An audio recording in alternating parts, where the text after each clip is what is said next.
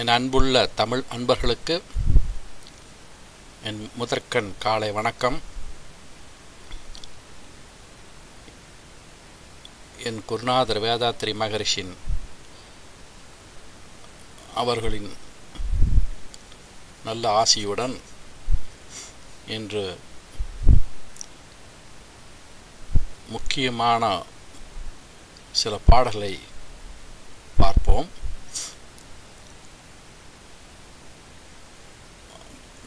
சென்ற வகுப்பில்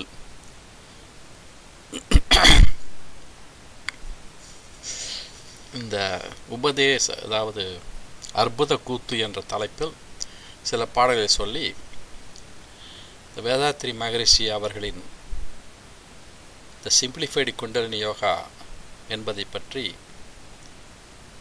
சொல்லியிருந்தேன். அதாவது நெத்திப்புருவத்தில் தியானம் பண்ணுவதும், உச்சந்தலையில் சக பிரமப்புடையில் தியானம் பண்ணுவதும், அதற்கு மேலே துரியாதீதம் அதிதுரியாதீதம் என்ற இந்த தியானங்களை பற்றி பாடல் மூலமாக நான் உங்களுக்கு எடுத்து சொன்னேன். என்னுடைய பேச்செல்லாம் நல்லா கவனிச்சிங்கன்னா ஆரம்பத்துலேருந்து நம்மளால் என்ன பண்ண முடியுமோ ப்ராக்டிக்கலாக இந்த காலத்தில், அதாவது உடல் நலத்துக்கும் மனநலத்துக்கும் ஆன்மீக நன்மைக்கும் பல பேர் இப்பெல்லாம் சொல்லி கொடுக்குறாங்க. பல குருமார்கள் அதை கற்றுட்டு வர்றாங்க. உலகம் போகாமல் என்னன்னா கோடிக்கணக்கில் சொல்லலாம், அந்த அளவுக்கு கற்றுக்கிட்டு வராங்க. எனக்கு கிடைத்த வாய்ப்பு என்னென்னா, இதற்கு சம்பந்தமான விஷயங்களை கிட்டத்தட்ட 40 வருஷமாக நான் படித்துட்டு வரேன். நான் கற்றுக்கொண்டது பின்னாடி, ஆனால் அதற்கு முன்னாடியே நான் படித்துட்டு வந்தேன். அது எப்படி ஆரம்பிச்சதுன்னா, என் சிறு வயசில், அதாவது 24-25 வயசு இருக்கும் பொழுது,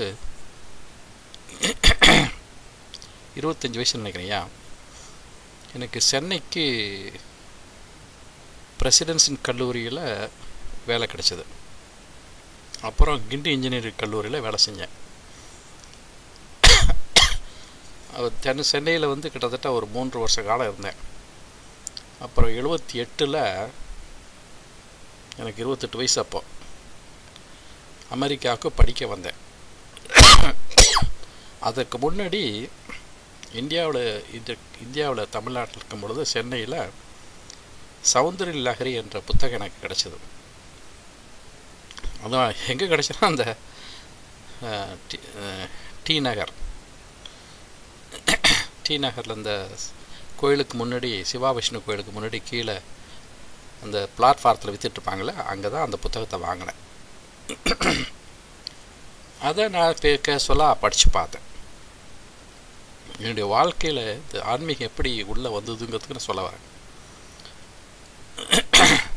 அப்போது அந்த புத்தகத்தை படிக்கும் பொழுது, அது சமஸ்கிருத ஸ்லோகம்தான், ஆனால் தமிழ் எழுதப்பட்டதுனால படிக்க முடிஞ்சுது. அதுக்கு கருத்துரை, அது பொழிப்புரை எல்லாமே இருந்தது. அதனால் எனக்கு சுலபமாக படிக்கிறதுக்கு வாய்ப்பு இருந்தது. அந்த இதெல்லாம் படிக்கும்போது முதல் ஒரு 41 பாடல்கள் இந்த குண்டலினி சக்தியை பற்றியும், சிவன் சக்தி, குண்டலினி சக்தி, இந்த சக்கரங்கள், இதை பற்றி தான் அதை பாடலாக பாடப்பட்டிருக்கிறது. அது 1-2 நான் உங்களுக்கு சொன்னேன். சிவசக்தி ஆயுக்தோயதி பதி சக்தக பிரபவதி நசே தேவம் அப்படிங்கிற பாடலை ஒரு பேச்சில் சொன்னேன். அதே சமயத்தில் மூளை மகி மூலாதாரே கமபே மணிப்பூரே குதகவம், அந்த மாதிரி ஒரு பாடலே ஒரு பேச்சில் சொல்லியிருக்கேன். ஸோ அங்கே தான் எனக்கு ஆரம்பித்தது. ஆனால் அப்போல்லாம் நான் இந்த தியானத்தை பற்றியெல்லாம் அந்த மாதிரி ஒரு உந்துதல் எனக்கு கிடைக்கல, கற்றுக்கணுங்கிற உந்துதல் கிடைக்கல. 77 இந்த ஊருக்கு வரதுக்கு முன்னாடி ஒரு பேர் சிவராமன் நினைக்கிறேன், அடையாரில் இருந்தார். அவர் குண்டலினி பற்றி ஒரு இடத்துல பேசுகிறாருன்னு சொல்லி ஒரு நண்பர் சொன்னார். அப்போ நான் அங்கே போயிருந்தேன்.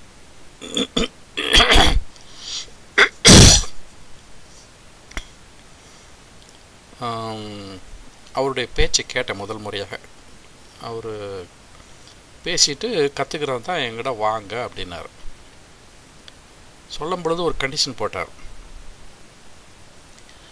21 நாளைக்கு பிறகு வாங்க அப்படின்னார். 21 நாளைக்குள்ள நம்மளுடைய சக்தியை, இந்த விந்துவை எந்த விதத்திலையும் விரயம் பண்ணக்கூடாது. சுய இன்பத்தாலவோ பெண்கள் மூலமாகவோ விரயம் பண்ணக்கூடாது அப்படின்னு ஒரு கண்டிஷன் போட்டார். எனக்கு ஒரு பக்கம் கற்றுக்கணும்னு ஆசை. ஆனால் அதற்கு சில மாதங்களுக்கு முன்னாடி தான் இந்த டிரான்ஸ்னல் மெடிடேஷனுங்கிற தியானத்தை நான் கற்றுக்கிட்டேன். அதனால் ரெண்டையும் கடக்க வேணாம், ரெண்டையும் நம்ம மிக்ஸ் பண்ண வேணாம் இப்போதைக்கு அப்படின்னு சொல்லிட்டு, அதுவும் நான் இந்த ஊருக்கு வர்றதுக்கு நான் தயாராகிட்டேன். எல்லாமே ரெடி ஆகிடுச்சு. பாஸ்போர்ட் ரெடி ஆச்சு, விசாலாம் ரெடி ஆகிடுச்சு. ஸோ அந்த சூழ்நிலையில் எனக்கு அப்போ கற்றுக்கிறதுக்கு அவ்வளோ தூரம் மனம் விளையல. சரி, பின்னாடி பார்த்துக்கலாம், ஒரு வாய்ப்பு வரும் அப்படி சொல்லிட்டு நான் அந்த ஊருக்கு வந்துட்டேன். இப்படி தான் என்னுடைய ஆன்மீக வாழ்க்கை நடந்தது. அப்புறம் 1990 வேதாத்திரி மகரிஷி இங்கே சிக்காகோவில் சந்தித்தேன். அப்புறம் நான் 5 வருட காலம் தொடர்ச்சியாக வந்துட்டு இருந்தார். மே மாதம் வருவார், 2 வாரம் இருப்பார். அப்போ தான் அவருடைய அறிமுகம் கிடைச்சி அவர் மூலமாக எவ்வளோ தெரிஞ்சுக்கிறோமோ அவ்வளோ தெரிஞ்சுக்க விரும்பினேன். அவர் தான் இந்த திருமந்திரத்தையும் படிக்க சொன்னார். அது எப்படி சூழ்நிலைன்னா, நான் கேட்டேன், இந்த மாதிரி சௌந்தர இலக்கியர்கள் புத்தகத்தில் இந்த மாதிரி விஷயம் இருக்குதுங்க, தமிழில் இதாக இருக்குதா, எனக்கு ரொம்ப படிக்கணும்னு ஆவலாக இருக்குது அப்படின்னு. திருமந்திரத்தில் முழுக்க முழுக்க இருக்குதுங்க, படிங்க அப்படின்னார். உடனே புத்தகத்தை பழனியப்பா பிரதர்ஸ் போட்ட புத்தகத்தை வாங்கி அன்னையிலேருந்து படிச்சுட்டு வரேன்னு வச்சுங்களேன்.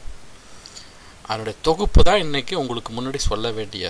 அதாவது ஏன் இப்படி இவ்வளோ நாள் ஆச்சுன்னா, அதை புரிந்துக்கிறதுக்கு அவ்வளோ நாள் ஆகுது. ஏன்னா இங்கே நான் யாரையும் கேட்டு தெரிஞ்சுக்கிறதுக்கு இங்கே ஆள் கிடையாது. நான் பெரிய பெரிய சித்தர்களோ இவங்களாம் இங்கே கிடையாது. அதுக்கு அந்த பயிற்சி உள்ளவங்களும் கிடையாது. புத்தகத்தையே படித்து படித்து படித்து பலமுறை படித்து ஓரளவு புரிஞ்சுக்கிட்டு, அது இல்லாமல் நான் இந்த பயிற்சியும் பண்ணிட்டு வர்றதுனால அதனுடைய அனுபவங்கள் கொஞ்சம் கொஞ்சமாக அதிகமாகி அந்த எவ்வளோக்கு எவ்வளோ அனுபவம் வருதோ அந்த பாடல் சுலபமாக புரியுது. ஏன்னா அந்த பாடல்கள்லாம் அனுபவப்பட்டு எழுதப்பட்ட பாடல்கள். அப்புறம் ஒரு 4 வருஷத்துக்கு முன்னாடி 2010 மார்ச் மாதம் ஒரு நாள் திடீர்னு ரொம்ப வேகமாக தலை உச்சந்தலையில் போய் சகசத்தரத்தில் போயிட்டு இந்த சக்தியானது கீழே இறங்கினதை பார்த்தேன். அன்னையிலேருந்து இன்னை வரலும் பெரும்பாலும் அந்த மாதிரி ஒரு உணர்ச்சி வருது. எப்போ தியானம் பண்ண போதெல்லாம் அதெல்லாம் வரும். சரி, இப்போ தான் கொஞ்சம் நமக்கு அந்த பலன் கிடச்சிருக்குது. கிட்டத்தட்ட 20 வருஷம் கழித்து அந்த பலன் கிடச்சிருக்குது அப்படிங்கிற மாதிரி ஒரு உணர்வு வந்தது. அப்புறம் இதை மக்களுக்கு எடுத்து சொல்லலாம் இப்போது அப்படின்னு சொல்லிட்டு இந்த கோயிலில் நான் இந்த 2 வருஷமாக திருமந்திரம் வகுப்பு நடத்துகிறேன். ரொம்ப அதிகமாக வரமாட்டாங்க இதுக்கு. அங்கே யோகா கிளாஸ் நடக்குது, அதாவது ஹத்த யோகா. அதுக்கு 100 பேர் 120 பேர் வராங்க. ஆனால் இதுக்கு நான் தமிழில் தான் நான் பேசுகிறேன். ஆனால் தமிழ் மக்கள் தான் இங்கே வர்றாங்க என்னுடைய வகுப்புக்கு. ஒரு 4-5 பேர் தான் வர்றாங்க வருஷத்துக்கு. என்னன்னா, அவர்களுக்கு ஒரு தூண்டுதல் நான் கொடுக்குறேன், இது கற்றுக்கணும்னு சொல்லிட்டு. அதில் சில பேர் இப்போ கற்றுக்கிட்டாங்க. இன்னும் நிறைய பேர்த்துக்கு நான் சொல்கிறது புரியல. காரணம், அவர்கள் இன்னும் ஆரம்ப நிலையில் இருக்காங்க. அதை அவங்களுக்கும் இப்போ கற்றுக்கணும்னு ஒரு ஆசை இருக்குது. அதுக்கு ஒரு வாய்ப்பு வரும் என்னைக்கா. இப்போது இந்த போன பேச்சில் இந்த 6 அந்தத்தை பற்றி சொன்னேன் இல்லையா, இதை அதுக்குள்ளே ஒரு பாடலை மட்டும் சொல்லிவிட்டு அதில் யோகாந்தம் என்ற ஒரு அந்தமும் வருது.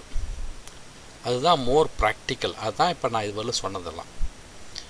யோகாந்தம்ங்கிறது அட்டாங்க யோகத்தை பற்றி.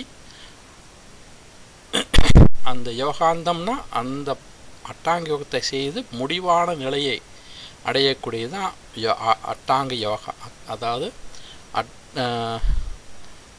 அட்டாங்க யோகாந்தம். ஓகே அப்படின்னு சொல்கிறது. அதனால் நான் மற்ற வேதாந்தம் சித்தாந்தத்தை பற்றி அதிகமாக நான் சொல்ல இங்கே விரும்பலை. இன்றைக்கி மட்டும் ஒவ்வொரு வகுப்புலையும் நான் அப்படியே அதை ஒவ்வொன்றா நான் தனியாக வளர்க்குறேன். இன்றைக்கி யோகாந்தத்தை பற்றி கொஞ்சம் பார்ப்போம். அதனுடைய பாடல் அதில் சொல்லக்கூடியது இன்றைக்கி ரொம்ப முக்கியமான விஷயம்.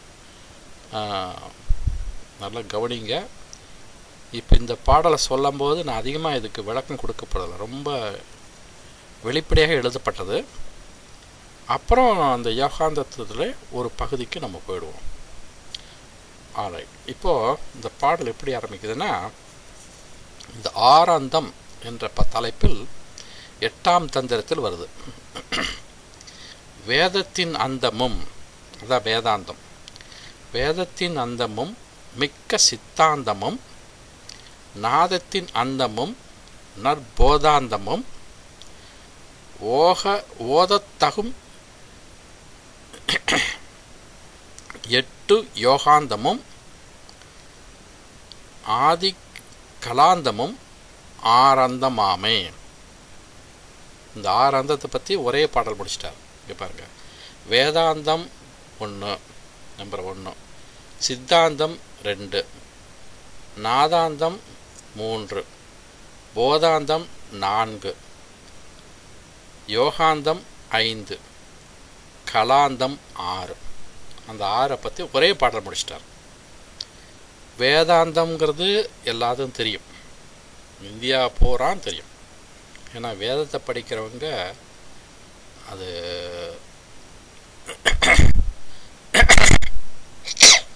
வேதத்தை எல்லாம் படிக்கலாம் கூட வேதத்தை பற்றி தெரிஞ்சவங்க நிறைய பேர் இருக்காங்க. அது ஒவ்வொரு இடத்துலும் நிறைய அதில் இருக்குது. அதனுடைய முடிவான, இந்த வேதத்தினுடைய முடிவான பொருள் என்னன்னா தத்துவமசி என்பது. நீ அதுவாய் இருக்கிறாய், அதாவது நீ பிரம்மமாய் இருக்கிறாய் அப்படின்னு சொல்ல அந்த கருத்தை தான் அதில் அடக்கியிருக்கு.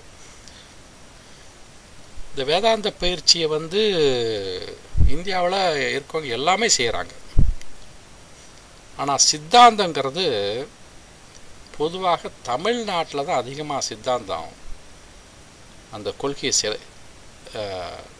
செயல்படுத்தப்படுகிறது. அதனுடைய அறிவு அதிகமாக தமிழ் மக்களுக்கு தான் உள்ளது, தமிழ் சித்தர்களுக்கு தான் அதிகமாக இருக்குது.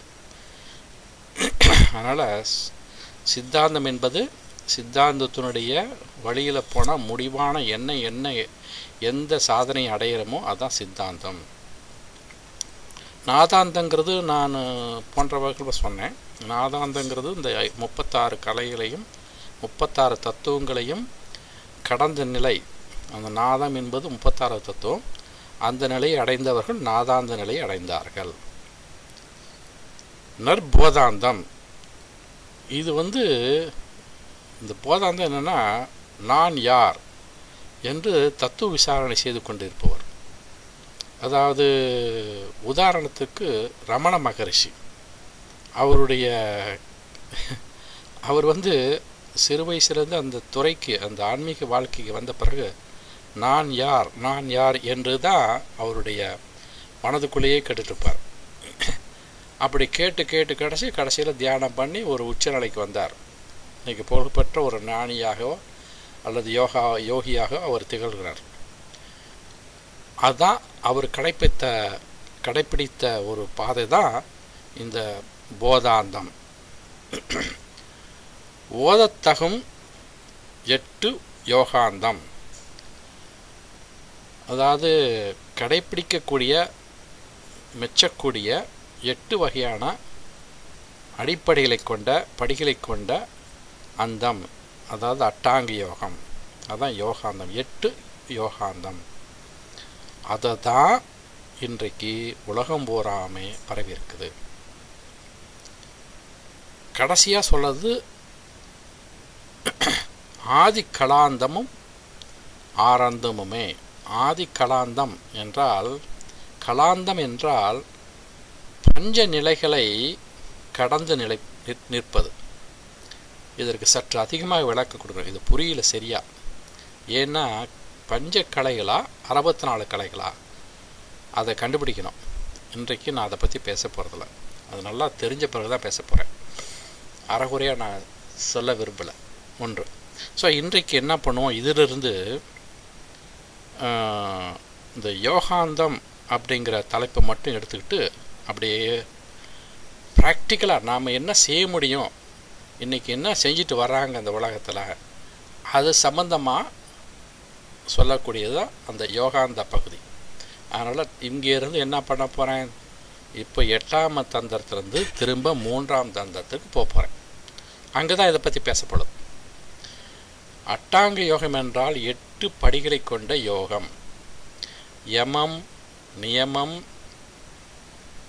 ஆசனம், பிராணாயாமம், பிரத்யாகாரம், தாரணை, தியானம், சமாதி, இந்த 8 நிலைகளையும் கடந்த நிலை.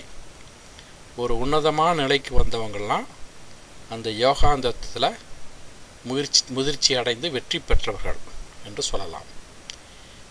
இந்த 8 யோகத்தையும் பயின்றவர்கள் அவர்களுக்கு ஒரு பலனும் உண்டு. அந்த பலன் என்னன்னா அட்டாங்க பேரு அப்படின்னு சொல்லுவாங்க. அட்டாங்க பேரு என்றால் அட்டமா சித்தி அடைவது. 8 வகையான சித்திகளை அடையலாம். என்ன, இந்த 8 வகையான சித்திகளை அடையும் பொழுது அதான் அனிமா, கரிமா, லகிமா என்று இப்படி 8 வகையான சித்திகளை அடைவார்கள். அதில் ஒன்று வந்து கூடு விட்டு கூடு பாயறதுங்கிறது ஒன்று உண்டு. இப்போ அதாவது என்ன சொல்வது, பரகாய பிரவேசம் என்று சொல்லுவார்கள். இந்த பரகாய பிரவேசம் என்ற ஒரு வழிமுறையை திருமூலர் கடைப்பிடித்து தான் திருமூலர் ஆனார். அந்த கதை ஆரம்பத்திலே எல்லாத்துக்கும் தெரியும், நான் ஆரம்பத்தில் ஒரு பாட்டில் சொல்லியிருக்கேன். இதில் இன்னைக்கு பார்க்கக்கூடியது, போன வகுப்பு என்னன்னா தியானத்தை பற்றி சொன்னேன். இன்று காயக்கல்ப வித்தையை பற்றி கொஞ்சம் பேசுவோம். இந்த காயக்கல்ப வித்தை எவ்வளோ முக்கியமானது அப்படிங்கிறது சற்று விளக்கமாக பார்ப்போம். நம்ம அந்த காலத்து சித்தர் என்ன பண்ணாங்களா, ஏன் காயக்கல்ப வித்தையை கண்டுபிடிச்சாங்க அப்படின்னா, இப்போது இந்த ஆன்மீக நாட்டத்தில் ஈடுபட்டவர்கள் ஆன்மீகத்தினுடைய நாட்டத்தில் வெற்றி அடையணும்னா நீண்ட நாள் உயிரோடு இருக்கணும். அந்த காலத்தில் வந்து இன்றைக்கி 60 வயசு 70 வயசு 100 வயசு வரலும் இருக்காங்க. அந்த காலத்தில் இவ்வளோ நாள் இருந்தது கிடையாது. சாதாரண மக்கள் சொல்கிறேன், ஏன்னா மருத்துவ வசதிகள் இல்லாத காலத்தில் சிறு வயசில் இறந்துடுவாங்க. ஆனால் இந்த யோகத்தில் வந்து ஒரு பட்டாங்கம் செய்கிறாங்கன்னு வச்சுங்களேன், அந்த தியான பயிற்சி செய்து சமாதி நிலைக்கு போய் நல்லா ஒரு உன்னதமான நிலைக்கு வரணும்னா அதற்கு வந்து பல வருஷங்கள் ஆகும். அந்த அந்த முடிவை அடைவதற்குள்ளே இறந்து விடுவார்கள். ஸோ அப்போது வாழ்நாளை நீடிக்கணும், எப்படி நீடிக்கலாம் அப்படின்னு யோசனை பண்ணி பார்த்தாங்க. அப்போ தான் இந்த காயக்கல்ப வித்தையை கண்டுபிடிச்சாங்க. அந்த காலத்தில் எப்படின்னா ரசவாத வித்தை என்ற ஒரு காயக்கல்ப வித்தையை கண்டுபிடிச்சு அதன் மூலமாக சில பஷ்பங்கள் செய்து சாப்பிட்டு வந்தார்கள். அதன் மூலமாக அவர்கள் ஆயுள் விருத்தியை அடைந்தார்கள். அப்படி அடைந்தவர்கள் அதை செய்து தான் பல நூறாண்டு காலங்கள் சித்தர்கள் வாழ்ந்ததாக நமக்கு வரலாறு. அதில் ரொம்ப முக்கியமானவர் யாருன்னா இந்த போகர். அவர் வந்து நவபாஷாணம் செய்து அதை உட்கொண்டால் அது வந்து ஒரு பஸ்பம் மாதிரி அது உடலுக்கு நல்லது என்று கண்டுபிடித்தார். அதை வைத்து தான் அவர் முருகன் சிலையை செய்தாங்க. அது என்ன பண்ணுவாங்க, முருகன் சிலை இப்போ வந்து அந்த சிலையெல்லாம் ரொம்ப சின்னதாக போயிடுச்சு, ரொம்ப தேய்வானமாகிடுச்சு. அந்த ரொம்ப வருஷ காலமாக நமக்கு விவரம் தெரிஞ்ச காலத்துலேருந்து என்ன பண்ணுவாங்க, அதில் சந்தனம் சாய்த்துவாங்க, சந்தனத்தை வடித்து கொடுப்பாங்க. அதில் வந்து வரும்போது அந்த நவபாசானத்தில் இருக்கிற ஒரு பகுதி அந்த சந்தனத்தில் ஒட்டிகிட்டு வரும், அதை சாப்பிடுவாங்க. இந்த சந்தனம் சாப்பிட்றதுக்காகவே இந்த கோயிலுக்கு போவாங்க. என்ன பஞ்சாமிர்தம் அது வேறு விஷயம். அந்த சிலையில் போட்ட சந்தனத்தை சாப்பிடணும், ஏன்னா அதில் மருத்துவ குணம் இருக்குது. அப்படியே செஞ்சு அது கடைசியில் உருவமே போய் அது தனியாக இப்போ வச்சுட்டாங்க. அதுக்கு பூஜை நடத்துறதில்ல. ஸோ இந்த மாதிரி பல பேர் இந்த ரசவாத வித்தையில் ரொம்ப தேர்ச்சி பெற்றிருக்காங்க, பல சித்தர்கள். இப்போ அந்த சயின்ஸு, அந்த விஞ்ஞானம் இப்போது யாருக்கும் தெரியாது இல்லைங்களா? ஆனால் எல்லாமே செய்யக்கூடிய ஒரு பயிற்சியை, அதுவும் காயக்கல்பம் என்ற ஒரு வகையை தான் சேரும். அந்த பயிற்சியை தான் வேதாத்ரி மகரிஷியினுடைய அவருடைய ஆர்கனைசேஷன், என்ன தொண்டு நிறுவனம் இருக்குதே, அது வந்து சொல்லி கொடுக்குறாங்க அந்த பயிற்சியை. அதை நானும் கற்றுக்கிட்டேன், பல வருஷங்களாக நானும் செய்து வருகிறேன். இப்போ அதை பற்றி உங்களுக்கு சொல்ல போகிறேன். இப்போ நான் சொல்லுவதை வைத்து நீங்களாக செய்ய வேணாம், தயவு செய்து நீங்களாக செய்ய வேணாம்.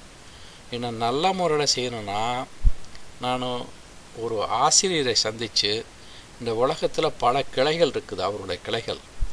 அதனால் தகுந்த ஆசிரியரை அணுகி அதற்குள்ள பயிற்சியை முறையாக கற்றுக்கொள்ளுங்கள். இது என்னுடைய பணிவான வேண்டுகோள். நான் சொல்லுவதை வைத்து நீங்கள் செய்ய வேணாம்.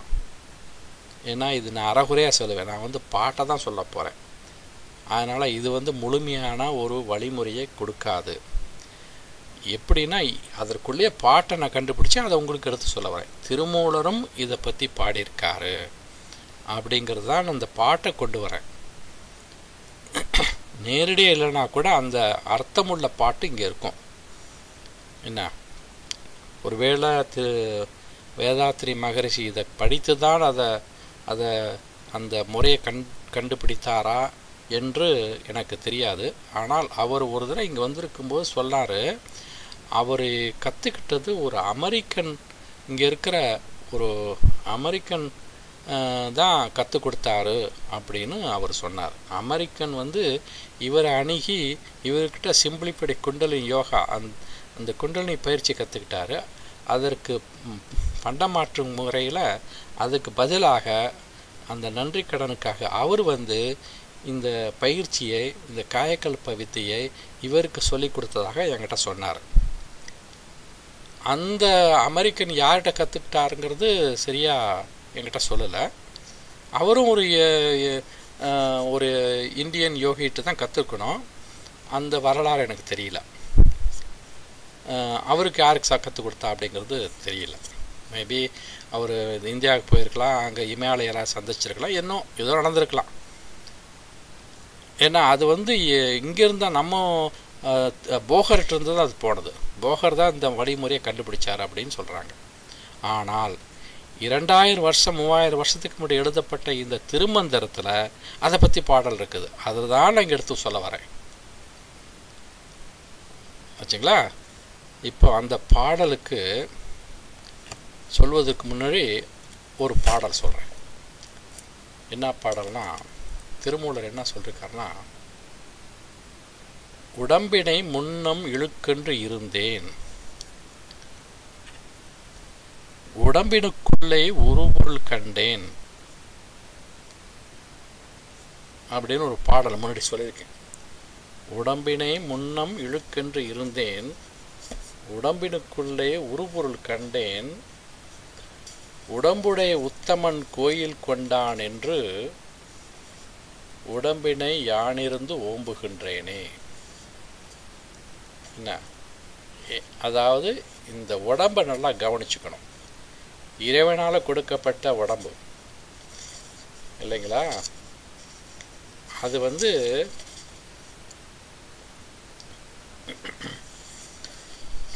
வந்து உடம்பு இல்லைன்னா, உடம்பை நல்லா கவனிச்சிக்கலைன்னா இந்த பயிற்சியெல்லாம் செய்ய முடியாது. அதுதான் பின் கருத்து. இதில் அடைக்கக்கூடிய பொருள் உடம்பை நல்லா கவனிச்சுக்கணும். உடம்பார் அழிவார் உயிரார் அழிவர், திடம்பட மெய்ஞானம் சேர்வு மாட்டார், உடம்புடை உத்தமன் கோயில் கொண்டான் என்று. இல்லை இது ரெண்டையும் நான் மிக்ஸ் பண்ணுறேன். எப்படின்னா, ரெண்டு பாடலை மிக்ஸ் ஒன்று அதாவது அது எப்படி வருதுன்னா, அந்த மறந்து போச்சு திடீர்னு எத்தனை தடவை பேசுனேன். உடம்பார் அழியிர் உயிரார் அழிவர், திடம்பட மெய்ஞானம் சேரவு மாட்டார், உடம்பை வளர்க்கும் உபாயம் அறிந்தே உடம்பை வளர்த்தேனே உயிர் வளர்த்தேனே அப்படிங்கிறார். அப்புறம் என்ன அடுத்த பாடல் என்ன சொல்றாருன்னா, உடம்பினை முன்னம் இழுக்கென்று இருந்தேன், உடம்பினுக்குள்ளே ஒரு பொருள் கண்டேன், உடம்புடை உத்தமன் கோயில் கொண்டான் என்று உடம்பினை யானிருந்து ஓம்புகின்றேனே. இந்த ரெண்டு பாடலையும் பார்த்தீங்கன்னா, இந்த உடம்பு எவ்வளவு முக்கியமானது, இந்த உடம்பு எப்படி பாதுகாக்கணும், அதை எப்படி ரொம்ப நாளாக உயிரோடு இருக்கிற மாதிரி வைத்துக்கொள்ள வேண்டும். அது உயிரோடு ரொம்ப நாள் இருக்கிறதுங்கிறது நல்ல ஆரோக்கியமாகவும் இருக்கணும், அதுதான் முக்கியம். ஆரோக்கியம் இல்லைன்னா இந்த தியான பயிற்சி செய்ய முடியாது. அதை முக்கியமாக நம்ம கருத்தில் வச்சுக்கணும். இன்றைக்கு மருத்துவ வசதி இருக்கிறதுனால நிறைய பேருக்கு நம்ம ஊரில், இப்போ உலகம் பூராவும் சொல்லலாம், நம்ம ஊரில் நிறைய பேர்த்துக்கு டயபெட்டிஸ் இருக்குது. ஆனால் நல்லா உயிரோடு இருக்காங்க. 70 வயதாகி 80 வயதாகி 100 வயதாகி இருக்காங்க. ஆனால் நல்ல முறையில் இருக்காங்களாங்கிறது தான் முக்கியம். நல்ல ஆரோக்கியத்தில் இருக்காங்களா அப்படிங்கிறது தான் முக்கியம். ஆரோக்கியத்தோட பல நாள் உயிரோட வாங்கணும், உயிரோட வாழணும். அதற்கு என்ன வழிமுறை? அதுதான் இந்த பாடல்கள், இந்த காயக்கல்ப வித்தை. அதற்கு விடை என்னன்னா காயக்கல்ப வித்தை. இந்த காயக்கல்ப வித்தையை ஒழுங்காக பயிற்சி பண்ணிட்டு வந்தால், வேதாத்ரி மகரிஷி சொல்லிக் கொடுத்த பயிற்சி செய்து கொண்டு வந்தால், நோய் நொடி இல்லாமல் மருந்து சாப்பிடாமல் பல நாள் உயிரோடு இருக்கலாம். இறப்பு என்பது ஒரு நாள் வரும். ஆனால் இந்த பயிற்சி மூலமாக இறப்பை தள்ளி போடலாம். என்ன, கண்டிப்பாக ஒரு நாள் இறப்பு வரும். அந்த இறப்பு சாதாரண மனிதனுக்குள்ள இறப்புக்கும் ஒரு சித்தர் ஆறு யோகிக்குள்ள இறப்புக்கும் வித்தியாசம் இருக்குது. சாதாரண மனிதருடைய இறப்பு வந்தான்னா கடைசியில் பிராணன் அவர்களிருந்து உடம்புலேருந்து வெளியே போகும்பொழுது எப்படின்னா, ஏதாவது ஒரு உறுப்பு வழியாக போகும். இந்த 9 துவாரங்கள் இருக்குதே, அதன் வழியாக வெளியே சென்று விடும். ஆனால் யோகிக்கு அப்படி இருக்காது. பிராணன் வெளியே போகாமல் பிராணனை உள்ளே கட்டி அப்படியே அமைதியாக மூச்சு அடங்கிடும். அவர்களை எரிக்கக்கூடாது, அவர்களை சமாதியாக செய்துவிட வேண்டும். அதாவது உட்கார்ந்த வடிவத்திலிருந்து அப்படியே பூமியில் வைத்து புதைத்து விடுவார்கள். அவர்களுடைய இறப்பு நிலை வேறே. அவர்கள்தான் சித்தர்கள். அப்படி தான் ஆயிரக்கணக்கான சித்தர்கள் தமிழ்நாட்டில் அடக்கம் செய்யப்பட்டார்கள். அதனால் அவர்கள் இறக்காதனால, இயற்கையான முறையில் இறக்காதனால அவருடைய சக்தி நமக்கு இருக்குது. அதில் தான் கோயில் கட்டிருக்காங்க. எங்கெங்கே கோயில் கட்டிருக்காங்கன்னா, இந்த பெரிய பெரிய மகான்களாம் அடைந்த இடத்துலலாம் சிவன் கோயில் இருக்கும். சிவன் கோயிலுக்கும் சித்தர்களுக்கும் ரொம்ப நெருங்கிய தொடர்பு உண்டு. அந்த காலத்தில் அந்த சித்தர்களுடைய சமாதியை செய்வார்கள். அவர்கள் அடக்கம் பண்ணி அது மேலே ஒரு சின்ன ஒரு மேடை போட்டு வணங்கி வருவார்கள். அப்புறம் காலகட்டத்தில் என்னன்னா, இன்றைக்கும் நான் பார்த்தேன் ஒரு ஊரில், இப்போ போன தடவை இந்தியாவுக்கு வந்திருக்கும்போது இந்த சித்தர்கள் சமாதிக்கு மேலே ஒரு சிவலிங்கத்தை வச்சுட்டாங்க. அப்படி வைக்கும் பொழுது என்ன ஆகும்னா, காலப்போக்கில் அந்த சுற்றிலும் கோயில் கட்டி கோயில் பெருசாகிடும். அது கடைசியில் சிவன் கோயிலாக போயிடும். சிவன் கோயிலாக போயிட்டு அந்த சித்தர்களுடைய வரலாறு நமக்கு தெரியாமல் போயிடும். ஏன்னா இப்போ இருக்க கோயிலெல்லாம் நூற்றுக்கணக்கான வருஷங்கள் ஆனது. அதனால் அந்த சித்தருடைய வரலாறு வந்து சரியாக எழுதி வைக்கிறதில்ல. அதனால் ஒரு குறிப்பாக தான் சொல்லப்படுகிறது என்னென்ன சித்தர்கள் எங்கெங்கே அடைக்கலாம் இருக்காங்க அப்படின்னு.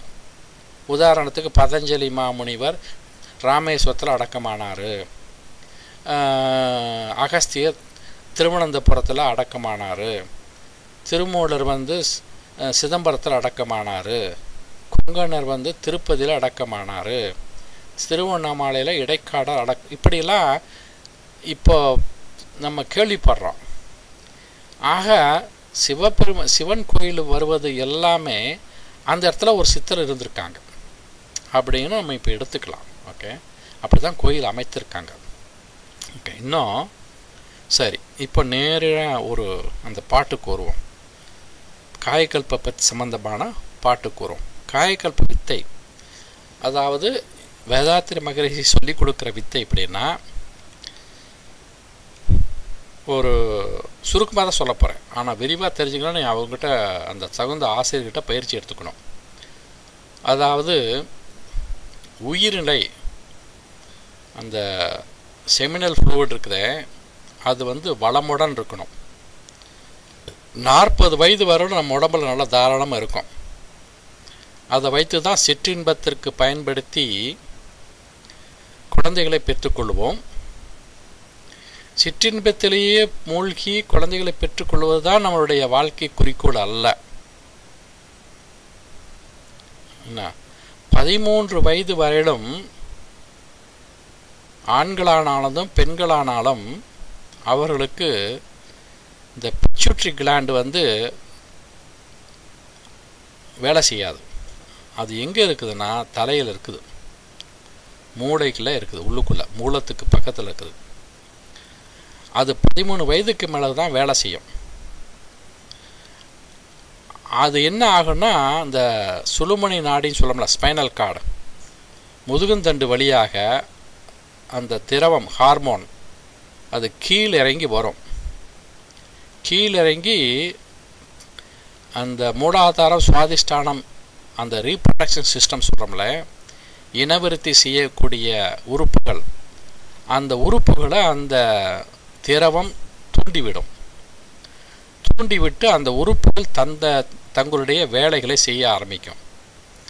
பெண்களுக்கு அப்படிதான் அந்த என்ன சொல்கிறது, பருவம் அடைந்தார்கள் சொல்லுவோம்ல, அதிலிருந்து அவர்களுக்கு முட்டை, கருமுட்டை உற்பத்தி ஆகும். அதே போல் ஆண்களுக்கு விந்துங்கிறது ஒரு பொதுவான பெயர். இதை நான் சற்று விளக்கமாக சொல்லணும், நிறைய பேருக்கு தெரியாதுங்க, சரியாக சொல்கிறேன். அதாவது நம்ம உடம்பில் செமினல் ஃப்ளூயிடுன்னு இருக்குது, ப்ராஸ்டேட் கிளாண்டுன்னு ஒன்று இருக்குது அடி வயிற்றில். அந்த ப்ராஸ்டேட் கிளாண்டு தான் செமினல் ஃப்ளூயிடை உண்டு பண்ணுது. ஓகே, செமினல் ஃப்ளூயிடில் இருந்து குழந்தை வராது, அதில் ஒன்றும் கிடையாது, அது ஒரு திரவம். ஆனால் அது ரொம்ப முக்கியமானது நம்மளுடைய உடல் ஆரோக்கியத்துக்கு. அந்த செமினல் ஃப்ளூயிடு வந்து ரொம்ப உயிர் சத்து, ரொம்ப முக்கியமானது. ஆனால் அதில் வித்து கிடையாது, குழந்தையை உற்பத்தி பண்ணக்கூடிய வித்து கிடையாது. நல்லா கவனித்துங்க, குழந்தையை உற்பத்தி பண்ணக்கூடிய வித்து கிடையாது. குழந்தையை உற்பத்தி பண்ணக்கூடிய வித்துக்கு பேர் சுக்கிலம், ஸ்போம். அது உண்டு பண்ணக்கூடிய இடம் வேற. என்ன, இந்த டெஸ்டக்கிள்னு சொல்கிறோம்ல, அங்கே தான் அது உற்பத்தி ஆகுது. என்ன, அங்கே தான் உற்பத்தி ஆகுது. இந்த உடலுறவு செய்யும் பொழுது அதுவும் இந்த செமினல் ஃப்ளூயிட் இரண்டுமே வெளியே வரும். அந்த வெளியே வரும்போது அந்த சுக்கிலம் என்ற ஒரு இது, அதுதான் உயிர், அதுதான் வித்து. அந்த வித்து தான் பெண்களுடைய முட்டையில் கலந்து, கருமுட்டையில் கலந்து 3வது உயிர் வரும், கர்ப்பம் தரிக்கும். அது தகுந்த முறையில் கலக்கணும். இப்படி தான் உயிரினங்கள் வருது. அதனால் செமினல் ஃப்ளூயிடையும் இந்த சுக்கிலத்தையும் நினைத்து ஒரு குழப்பம் அடைய வேணாம். ரெண்டும் வேற. ஆனால் இந்த ரெண்டும் தான் வெளியே வரும். அதாவது சுக்கிலத்தை வெளியே எடுத்து கொண்டு வருவதற்கு இந்த செமினல் ஃப்ளூயிட் பயன்படுது. அதனால் ஆரோக்கியத்துக்கு இந்த செமினல் ஃப்ளூயிட் அதிகமாக நம்ம உடம்புல இருக்கணும். அது வயதாக ஆக என்ன ஆகுனா அது வற்றி போகும். கொஞ்சம் கொஞ்சமாக 40 வயது வரை நல்லா இருக்கும், அதிகமாக இருக்கும். ஆனால் அதுக்கு பிறகு கொஞ்சம் கொஞ்சமாக குறைஞ்சி போயிடும். அதனால் 60 வயசு வரும்போதெல்லாம் அதனுடைய அளவு அதிகமாக இருக்காதனால அதாவது உடல் உறவில் சில மாற்றங்கள் ஏற்பட்டு அதனால் மன விரக்தியெல்லாம் ஏற்படக்கூடிய வாய்ப்பு உண்டு. சில பேருக்கு பரவாயில்ல, அதுக்கு தான் இந்த வயாகரா இதெல்லாம் இங்கே விற்கிறாங்க. ஆனால் இந்த காயக்கல்பி பயிற்சியே ஒரு வயாகரா மாதிரி. இந்த காயக்கல்பி பயிற்சி செய்யும் பொழுது என்ன ஆகுதுன்னா, இந்த உறுப்புகள் நல்ல முறையில் இயங்குவதற்கு பயன்படுகிறது. இந்த காயக்கல்பி பயிற்சி மூலமாக என்ன செய்யும் பொழுதுனா, இதனுடைய முக்கிய குறிக்கோள் என்னன்னா ஆன்மீக நாட்டத்துக்காக தான் செய்கிறோம். ஆனால் அது சிற்றின்பத்தை உணர்வையும் அதிகப்படுத்தும். என்ன கொஞ்ச நாளைக்கு அதிகப்படுத்தும், ஆனால் அதை பொருட்படுத்தக்கூடாது. தன் மனைவியோட சிற்றின்ப வாழ்க்கை ஈடுபடுவது உடல் நலத்துக்கு நல்லது. என்ன அதை பற்றி எந்த விதமான குறைவும் சொல்வது இல்லை. திருமந்திரத்தில் 2ஆம் தந்திரத்தில் சிவபெருமான் சொல்கிறாரு, சிற்றின்பத்துக்களை ஈடுபடுங்க அப்படிங்கிறார், நல்லா அனுபவிங்கிறார். இந்த பாடலை கண்டுபிடிச்ச ஒருத்தல சொல்கிறேன், வேடிக்கையாக இருக்கும். ஏன்னா உடல் சூடை தணிக்கிறதுக்கு அது ஒன்று தானா. இல்லைன்னா உடல் சூடு அதிகமாகி மூளாச்சூடு அதிகமாகி பல தொல்லைகளை கொடுக்கும். ஆகையினால அந்த தேவையான மிகுதியான அந்த அந்த என்ன சொல்கிறது ஹார்மோன், அதாவது திரவப் பொருளை முறையாக வெளியேற்ற வேண்டும். அதுக்குன்னு தினமும் செய்யக்கூடாது. ஒரு 2 வாரத்துக்கு ஒரு தடவை செய்து வந்தால் உடலுக்கு ரொம்ப நல்லது. ஆனால் அதுலேயும் போயிடக்கூடாது. அந்த திரவத்தை இந்த வாழ்க்கைக்கு, நம்ம ஆன்மீக வாழ்க்கைக்கு பயன்படுத்தணும். அதனால் இந்த பயிற்சி மூலமாக திரவம் குறிப்பிட்ட அளவில் எப்போவுமே ரிசர்வில் இருந்துக்கிட்டே இருக்கும். அதுதான் முக்கியமான நோக்கம். அதுக்கு தான் இந்த பயிற்சி செய்ய சொல்கிறார். ஆச்சுங்களா? இப்போ அந்த பாடலை பார்ப்போம். என்ன அந்த பாடல் எப்படின்னா, அதுதான் அதில் எப்படின்னா 2-3 பயிற்சி சேர்த்து ஒரே பாடல் சொல்லிட்டார். அதான் வேடிக்கை. அந்த பயிற்சி செய்யும் பொழுது என்ன பண்ணணும், ஒன்று அஸ்வினி முத்திரை யோகம் என்பதை செய்யணும், இன்னொன்று மூலபந்தம் என்று செய்யணும், அப்புறம் கேசரி யோகம் என்ற ஒரு இதையும் செய்யணும், கேசரி முத்திரை. இதை 3ஐயும் சொல்லிக் கொடுப்பார்கள்.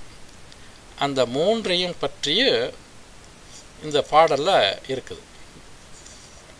ஆச்சுங்களா? இப்போ அந்த பாடலை சொல்கிறேன், 2 பாடல் சொல்கிறேன். அந்த 2 பாடலையும் அடங்கிடுது. என்ன ரொம்ப முக்கியமானதுங்க. என்ன இது நல்லா கவனிங்க. இது சுலபமாக நான் ஏதோ வேடிக்கையாக சொல்கிறேன்னு சொல்லிட்டு நான் எடுத்துக்க வேணாம். ஏன்னா அவ்வளோ தூரம் விஷயம் இருக்குது இல்லை. இது விளையாட்டுக்காக நான் சொல்லலை. ஆச்சுங்களா? ஸோ அது எப்படி இருக்குன்னா,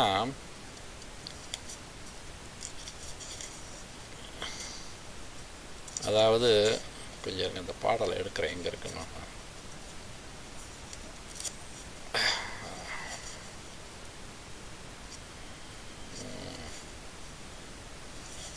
இப்போ தான் கண்டுபிடிச்சேன், அதுக்குள்ளே மறந்துட்டேன். ஓ ஞாபகம் இருக்குது. என்ன நம்பர்னா 799 பாடல். அது வந்து கண்டுபிடிச்சிடலாம். ஓகே ரைட், பாடலுக்கு வருவோம். இப்போ கட்டக்கழன்று கீழ் நான்று வீழாமல் அட்டத்தை கட்டி அடுப்பை அணைகோலி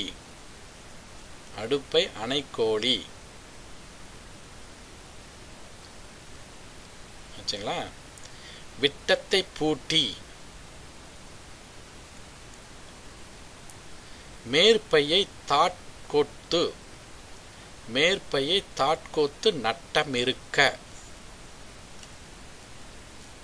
நமனில்லை தானே. இன்னொரு தடவை சொல்றேன், அப்புறம் விளக்கம் சொல்றேன். கட்ட கலன்று கீழ் நான்கு வீழாமல்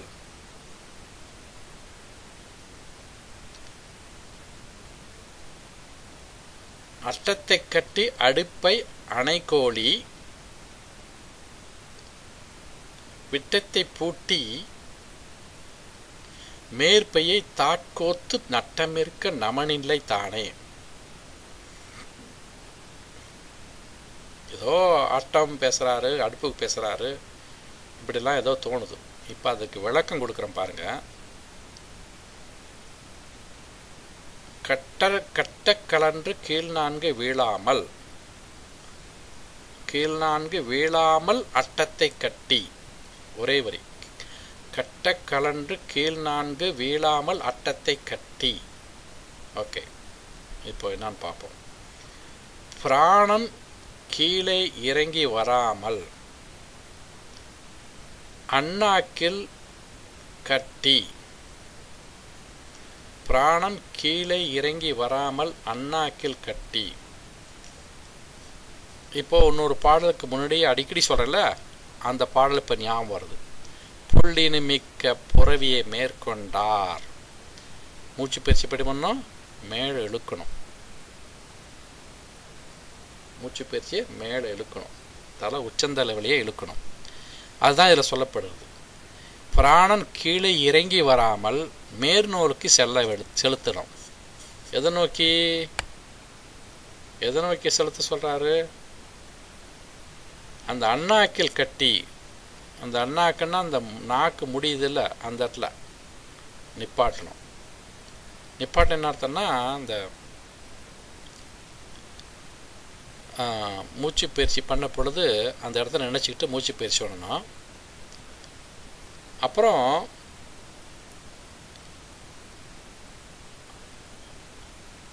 அடுப்பை அணைகோலி.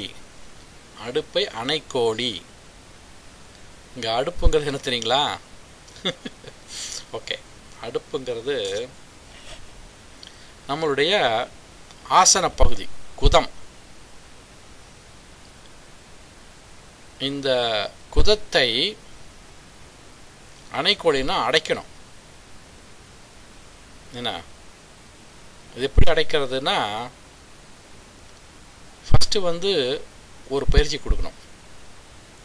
அடைப்பது என்பது மூலபந்தம்.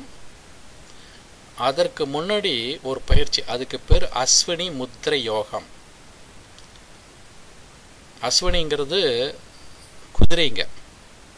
இந்த குதிரையை இந்த பயிற்சிகளை அதிகமாக பண்ணிக்கிட்டே வரும். அதிலிருந்து வந்தது தான் இது. அதாவது இந்த குதத்தை சுருக்கி விரிக்கணும், அடிக்கடி சுருக்கி விரிக்கணும். சுருக்கணும், அப்படி விட்டுடுங்க, அப்புறம் சுருக்குங்க, விட்டுடுங்க. அதுதான் அஸ்வினி முத்திரை யோகம். இதை பற்றி நல்லா தெரிஞ்சுக்கணுன்னா நீங்கள் இன்டர்நெட்டில் இருக்குது, அஸ்வினி முத்திரை யோகம்னு போட்டால் நல்லா வரும். ஓகே, அதெல்லாம் வருது.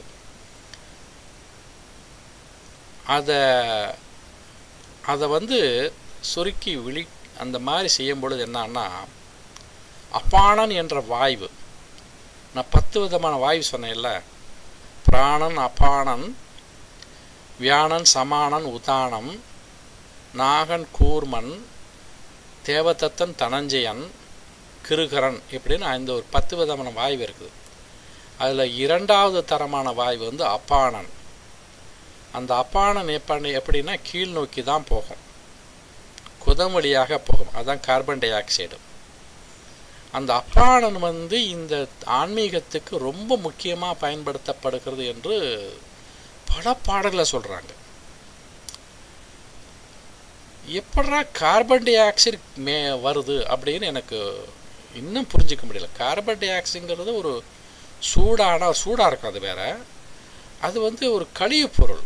அதை எப்படி மேலே ஏற்றணும், ஏன் அதை ஏற்றணும், அப்பானனையும் பிராணனையும் மேலே ஏற்றணும்னு பாடியிருக்காது. சில பாடலை பாடுறாரு. என்ன, கரியமிள வாயுவே கபாலம் ஏற்றியே அப்படின்னு ஒரு சித்திர பாடல் இருக்குது. கரியமிள வாயுவே கபாலம் ஏற்றியே அப்படின்னு ஒரு சித்திர பாடுறாரு. கரியமிள வாயுவே கபாலம் ஏற்றிங்கிறது என்னன்னா, இந்த அஸ்வினி முத்திரை யோகம் செய்ய செய்ய செய்ய இந்த அப்பானன் என்ற வாயு தலையை நோக்கி, கபாலங்கிறது என்ன, தலை, ரைட், அதை நோக்கி செல்லுமா. அப்படி செலுத்தி வரணும் அப்படிங்கிறார். அப்படி செய்யும் பொழுது என்ன, இதில் என்ன போட்டிருக்குன்னா, அடுப்பே அணைக்கோழி அப்படிங்கிறதுக்கு இந்த புத்தகத்தை என்ன விளக்கம் கொடுத்துருக்காருன்னா, அப்பானன் குறி வழியாகவோ குதம் வழியாகவோ போகாது குதத்தை சுருக்கி நிறுத்தி அப்படின்னு போட்டிருக்குது. குதத்தை சுருக்குதல் என்பது அஸ்வினி முத்திரை யோகம். அதை குதத்தை சுருக்கி நிறுத்தணும், அப்படியே பிடிச்சிக்கணும். அதாவது சுருக்கி அப்படி கொஞ்ச நேரம் பிடிச்சி வச்சிருக்கணும், விடக்கூடாது. அதற்கு பேர் மூலபந்தம். அந்த மூலபந்தத்தை இதில் சொல்லப்படுகிறது. ஆச்சா, விட்டத்தை கட்டிங்கிறது என்னன்னா, இரு கண் பார்வையும் ஒன்றாக இணைக்கணும். அப்படின்னு என்ன அர்த்தம்னா, அப்படி ரெண்டு கண்ணை இது பண்ணி இந்த நெத்தி பூர்வத்தில் தியானம் பண்ணணும். தியானம் பண்ணுற மாதிரி அந்த இடத்துல நினைக்கணும். அப்படி செய்யும் பொழுது செய்து வந்து அதுக்கடுத்தது மேற்பையை தாட்கோத்து நட்டம் இருக்க, மேற்பையை தாட்கோத்து நட்டம் இருக்க. இந்த மேல் நோக்கி செல்லக்கூடிய பை ஒரு பாதை, அதை வழியா இந்த பிராணனை செலுத்தணும். அது எதுனா சுழுமணி நாடி. அதாவது இந்த இரு கண்களையும் கண் பார்வைகளையும் ஒன்றாக்கி நம்மளுடைய மனதை வந்து சுழுமணி வழியாக பாயும் செல்லும் பிராணனில் நிறுத்த வேண்டும். என்ன, சுழுமணி வழியாக செல்லும் பிராணனை நம்மளுடைய மனதை நிறுத்தணும். அப்படி நிறுத்தினா நமனில்லை தானே. அப்படின்னு என்ன அர்த்தம், உடலை தாண்டின நிலைக்கு சென்றமையால் காலத்தை கடக்கலாம் அப்படின்னு இதை சொல்கிறார். ஆக இதில் என்ன சொல்கிறாருன்னா, இது வந்து மூலபந்தம்தான் சொல்லப்படுகிறது, அஸ்வினி முத்திரை சொல்லலை. ஆனால் நான் அதை சேர்த்து சொன்னேன். இந்த பாட்டில் வந்து மறைமுகமாக சொல்லப்படுகிறது. இதுதான் அவங்க சொல்லிக் கொடுக்குறாங்க. இது மட்டும் சொல்லிக் கொடுக்கல, இன்னும் கொஞ்சம் இருக்குது. அதாவது கேசரி யோகம் என்ற முத்திரை சொல்லிக் கொடுப்பாங்க. அதாவது என்ன பண்ணணும், அது ஓஜஸ் பிரீத்துன்னு சொல்லுவாங்க. அந்த ஓஜஸ் பிரீத் எப்படி பண்ணணும்னா, இப்போ ஒரு நல்ல அதுக்கு ஒரு 4-5 வழிமுறைகள் இருக்குது. செவுத்தில் பக்கத்தில் நின்றுக்கிட்டு செவுத்தில் ஒரு கையை வைத்து கொண்டு செய்கிறது முதல் பகுதி. இரண்டாவது இந்த வஜ்ராசனம் என்று ஒரு ஆசனத்தை போட்டு செய்வது இரண்டாவது பகுதி. மூன்றாவது படுத்துக்கிட்டு செய்யணும். இந்த மாதிரி ஒரு 4-5 பகுதி இருக்குது. காலையிலையும் மாலையிலையும் இரவும் படுக்கும் பொழுதும் செய்யலாம். அதை அவங்க கற்றுக்கிட்டிங்கன்னா எல்லாம் சொல்லி தருவாங்க. நான் இதை இங்கே நான் சொல்ல போகிறதில்ல அந்த மெத்தடை. ஓகே, அந்த வழிமுறையை நான் சொல்ல போகிறதில்ல. அதை நாங்கள் தகுந்த முறையில் கற்றுக்கணும். அது எப்படி, ஆனால் அதனுடைய இதை மட்டும் சொல்கிறேன், கான்செப்டை மட்டும் சொல்கிறேன். அதாவது ஒரு 10 தடவை ஒரு தடவை செய்யும் பொழுது ஒரு 10 தடவை சுருக்கி விரிக்கணும் அந்த ஆசன வாயை. அப்புறம் 10ஆவது தடவை வந்து அதை சுருக்கி பிடித்து கொள்ளணும். அதுதான் மூலபந்தம். சுருக்கி விரியும் பொழுது அதற்கு பேர் அஸ்வினி முத்திரை யோகம். அதை சுருக்கி பிடித்து கொள்வது மூலபந்தம். அப்போது நம்மளுடைய நாக்கு இருக்குது பாருங்கள், அந்த நாக்கை வந்து மேல் நோக்கி வளைத்து அப்படியே பிடிச்சிக்கணும். மேல் நோக்கி வளைத்து அப்படியே பிடித்து வைத்துக்கொள்ளும். அப்படி வைத்து கொண்டு நல்லா மூச்சை வந்து மூக்கு வழியாக மூச்சை நல்லா இழுங்க. இழுத்த பிறகு வாய் வழியாக பல்லுடைய இடையில நல்லா பல்ல ரெண்டையும் சேர்த்து வச்சுக்கிட்டு அந்த இடையில வந்து கொஞ்சம் கொஞ்சமாக விடணும். எப்படின்னா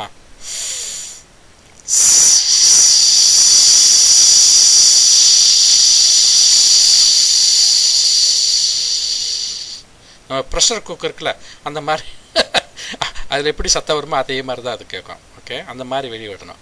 மூச்சை நல்லா வெளியே மேலே இழுத்துக்கிட்டு நாக்கை உள்ளே மடக்கிக்கிட்டு அந்த நாக்கை உள்ளே மடக்குறீங்களா அதை என்ன பண்ணணும், அந்த மூச்சை வெளியே விடும் பொழுது அதையும் விட்டுடணும். அந்த மூலப்பந்தத்தை பிடிச்சி வச்சுருந்தீங்களா அதையும் விட்டுடணும். 3ஐயும் சேர்த்து செய்யணும். முறையை எப்படி செய்யணும்னா, மூச்சை அதாவது பயிற்சி செய்யும் பொழுது முதல்ல 10 தடவை அஸ்வினி முத்திரை செய்யணும். அப்புறம் 10ஆவது தடவை வந்து மூலபந்தம் செய்யணும். அதுக்கு பிறகு நாக்கை உள்ள மடக்கி வைத்து கொண்டு மூச்சை நல்லா இழுக்கணும்.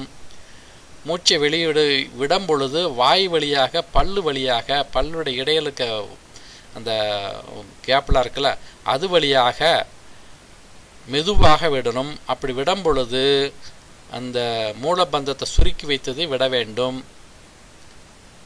இது வந்து ஒரு ரவுண்டு ஆச்சுங்களா.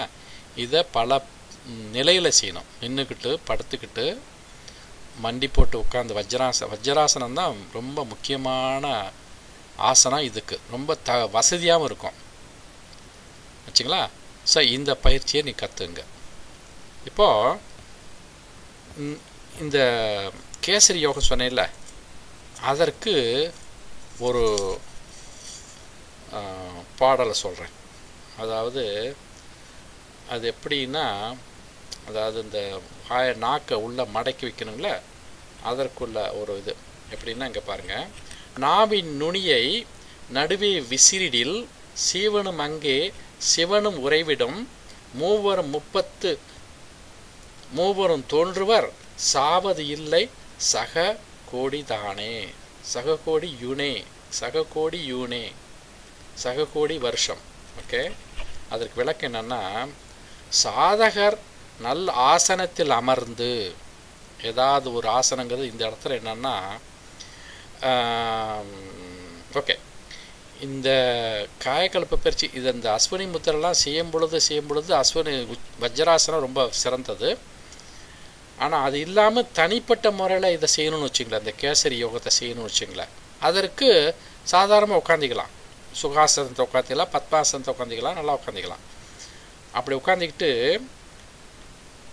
நாக்கின் நுனியை மடக்கி அண்ணாக்கின் மேல் உரசுற மாதிரி வைத்து கொண்டு சீவனும் சிவனை அங்கே விளங்கி தோன்றும். அப்படி வைத்து கொண்டால் சீவனும் சிவனை அங்கே விளங்கி தோன்றும். அப்போ அதுக்கு என்ன பலன்? மூவரும் தோன்றுவர்.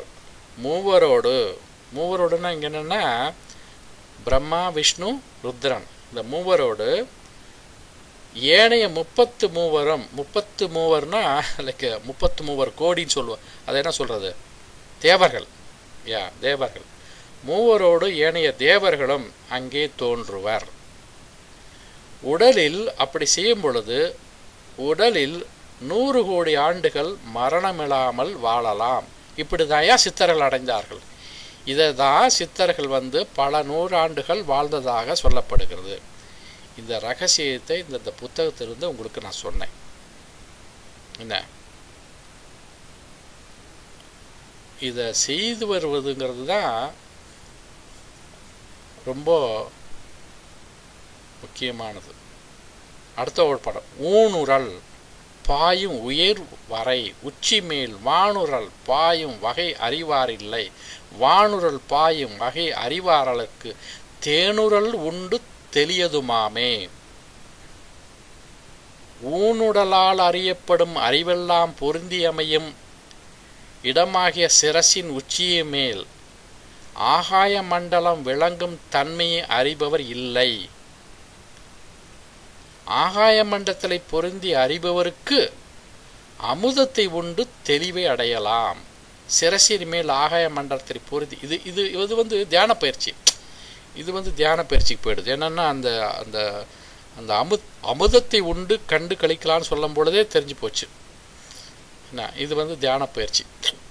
இதில் வராது. ஓகே, எனிகாம். ஸோ இன்னைக்கு இந்த காயகல்ப வித்தையை பற்றி இந்த பாடல்கள் மூலமாக உங்களுக்கு சொல்லக்கூடிய வாய்ப்பு எனக்கு கிடைத்தது. அதனால் இந்த பாடல் நல்லா அடிக்கடி கேட்டு பாருங்கள். முடிந்தால் அவர்களுக்கு விருப்பம்தான். ஓகே, யாரும் ஒன்றும் கட்டாயப்படுத்த முடியாது. கற்றுக்கொண்டு இந்த பயிற்சியை கற்றுக்கொண்டு இந்த சிம்பிளிஃபைடு குண்டலினி அந்த குண்டலினி பயிற்சி செய்து கொண்டு நம்ம செய்து வந்தால் உடலும் மனமும் நல்லா இருக்கும். ஓரளவு மரணத்தை சாகா நிலையை அடையலாம் என்று சொல்லிக்கொண்டு இதை கேட்பதற்கு இந்த பேச்சை கேட்பதற்கு என்னுடைய நன்றியை தெரிவித்துக்கொண்டு இன்றுடன் இந்த பேச்சை முடித்து கொள்ளலாம் என்று இருக்கேன். வாழ்க வளமுடன்.